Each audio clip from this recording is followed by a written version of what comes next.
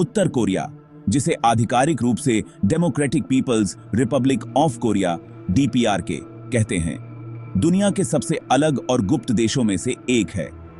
कई दशकों से यहाँ के लोगों ने किम परिवार के अत्याचारी शासन को सहा है, जो देश बनने के बाद से ही सत्ता पर कब्जा जमाए हुए है। दुनिया को इस रहस्यमय देश की झलकियां केवल सरकारी प्रचार या उन लोगों की डरावनी कहानियों से मिलती हैं जो अपनी जान जोखिम में डालकर वहां से भागे हैं।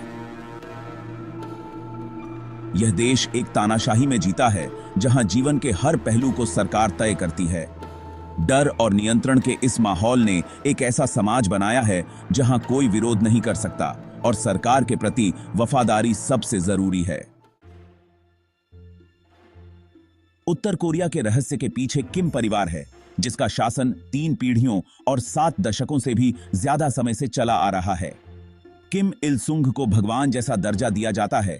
उनकी तस्वीरें पूरे देश में लगी हुई हैं। उनके बेटे किम जोंग इल ने सत्ता संभाली और परिवार के इर्द गिर्द व्यक्तित्व के पंथ को बनाए रखा। और अब किम जोंग उन, तीसरी पीढ़ी, अपनी विरासत को आगे बढ़ा रहे हैं और सत्ता पर अपनी पकड़ मजबूत कर रहे हैं। किम परिवार का शासन एक ऐसे व्यक्तित्व पंथ पर आधारित है जहां उनकी तस्वीरें इमारतों, किताबों पर लगी हैं और यहां तक कि हर नागरिक को अनिवार्य रूप से पिन के रूप में पहननी पड़ती हैं। उन्हें अलौकिक शक्तियों वाला बताया जाता है और उनके जन्मदिन को राष्ट्रीय त्योहार के रूप में मनाया जाता है। उत्तर कोरिया में सरकार की नजर हर जगह है। सरकार अपने नागरिकों पर पूरा नियंत्रण रखती है, उनकी हर हरकत पर नजर रखती है और किसी भी तरह के विरोध को कुचल देती है। यह निगरानी व्यवस्था सरकार की ताकत का आधार है, जो लोगों के मन में डर और आज्ञाकारिता पैदा करती है। इनमिनबान नामक पड़ोसी निगरानी इकाइयां सरकार की आंख और कान होती हैं, जो लोगों पर नजर रखती हैं और किसी भी संदिग्ध गतिविधि की सूचना देती हैं। यहां तक कि अपने घरों में भी उत्तर कोरियाई लोग निगरानी से मुक्त नहीं हैं।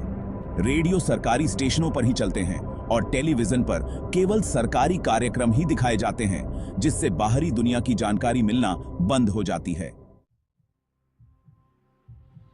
उत्तर कोरियाई शासन का सबसे भयानक पहलू विशाल जेल शिविर हैं, जिन्हें क्वान ली सो कहा जाता है। ये शिविर बाहरी दुनिया से छिपे हुए हैं और अनुमानित 80,000 से 1,20,000 राजनीतिक कैदियों और उनके परिवारों को रखते हैं। इन शिविरों के अंदर का जीवन भयानक है, जहां भूख, यातना और जबरन मजदूरी आम है। कैदी अकल्पनीय यातनाएं सहते हैं, अपनी मर्जी से वंचित रहते हैं और उन्हें बुनियादी मानवाधिकार भी नहीं मिलते हैं। उत्तर कोरियाई सरकार इन शिविरों के होने से ही इनकार करती है, लेकिन जो लोग वहां से बचकर निकले हैं, उनकी गवाही इन शिविरों के अंदर के जीवन की एक भयानक तस्वीर पेश करती है। पुरुष, महिलाएं और बच्चे कठोर परिश्रम करते हैं, अक्सर खतरनाक खदानों में या खेतों में बिना पर्याप्त भोजन के घंटों काम करते हैं। उत्तर कोरियाई सरकार अपने लोगों और दुनिया को यह दिखाने की पूरी कोशिश करती है कि देश में खुशहाली और एकता है। सरकारी मीडिया लगातार प्रचार करता है, जिसमें खुश और स्वस्थ नागरिकों को दिखाया जाता है जो अपने नेता और देश के प्रति समर्पित हैं। हालांकि यह छवि उस कठोर सच्चाई से बिल्कुल अलग है जिसका सामना कई उत्तर कोरियाई लोग करते हैं। होर्डिंग और पोस्टर मुस्कुराते हुए परिवारों को अच्छी फसल और आधुनिक सुविधाओं का आनंद लेते हुए दिखाते हैं, जबकि सरकारी टेलीविजन पर सैन्य परेड और रैलियां दिखाई जाती हैं जो देश की उपलब्धियों का जश्न मनाती हैं। प्रचार का यह सिलसिला लोगों का ध्यान रोजमर्रा की जिंदगी की कठोर सच्चाइयों से भटकाने के लिए होता है, जिससे शासन द्वारा पेश किए गए उत्तर कोरिया के आदर्श संस्करण और नागरिकों के वास्तविक जीवन के बीच एक बड़ा अंतर पैदा होता है। सैन्य शक्ति और राजनीतिक दिखावे के पीछे एक भयानक सच्चाई छिपी है। उत्तर कोरिया एक ऐसा देश है जो लगातार भोजन की कमी से जूझ रहा है।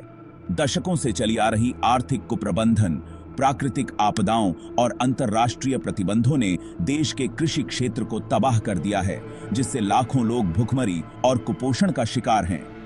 कई उत्तर कोरियाई लोगों के लिए भोजन की तलाश रोज की एक कठोर सच्चाई है, जो चिंता और कठिनाई का एक निरंतर स्रोत है।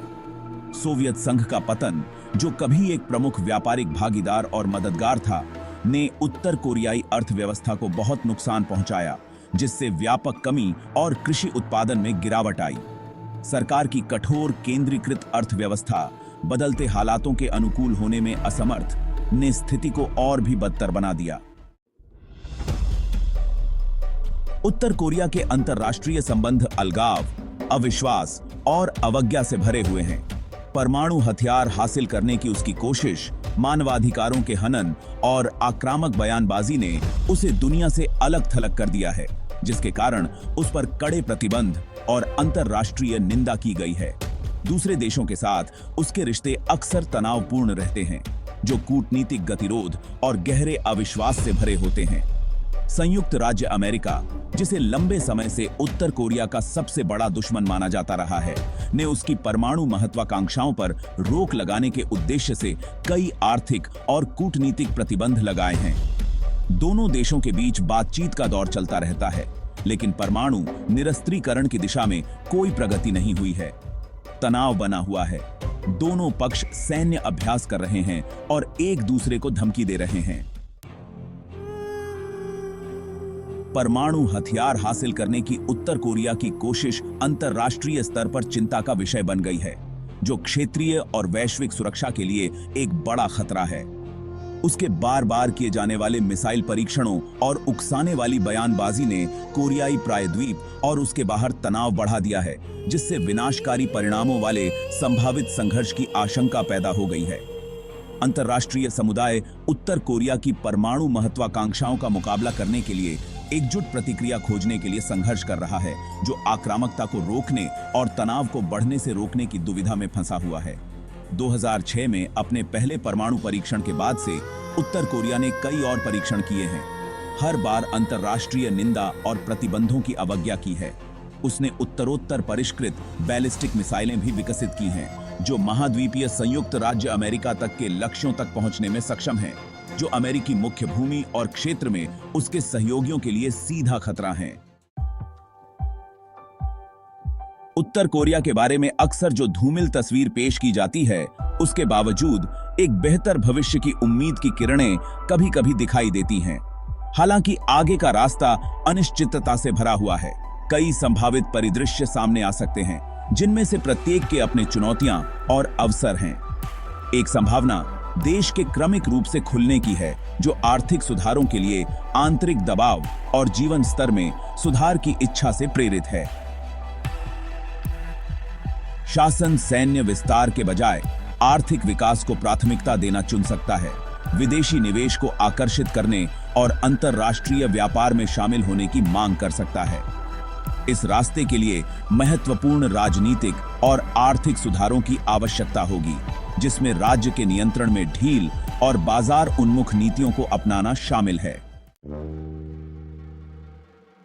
उत्तर कोरिया शीत युद्ध की स्थायी विरासत की एक कठोर याद दिलाता है। एक ऐसा देश जो समय में जम गया है, जिसके लोग एक कड़ाई से नियंत्रित सीमा और इससे भी कहीं अधिक कड़ाई से नियंत्रित सूचना प्रवाह द्वारा बाहरी दुनिया से अलग थलग हैं। किम राजवंश की सत्ता पर लोहे की पकड़, व्यापक निगरानी तंत्र और भयावह मानवाधिकार हनन, ये सभी उत्पीड़न और नियंत्रण की एक भयावह कहानी में योगदान करते हैं। फिर भी इस अभेद्य प्रणाली के भीतर भी दरारें दिखाई देने लगी हैं। बाहरी जानकारी का आना, चाहे कितना भी सीमित क्यों न हो, धीरे धीरे सच्चाई पर शासन के एकाधिकार को कमजोर कर रहा है। बेहतर जीवन की लालसा, अधिक स्वतंत्रता और अवसर की लालसा सतह के नीचे झिलमिलाती है, जो कुछ और पाने की मानवीय इच्छा की अदम्य भावना का प्रमाण है।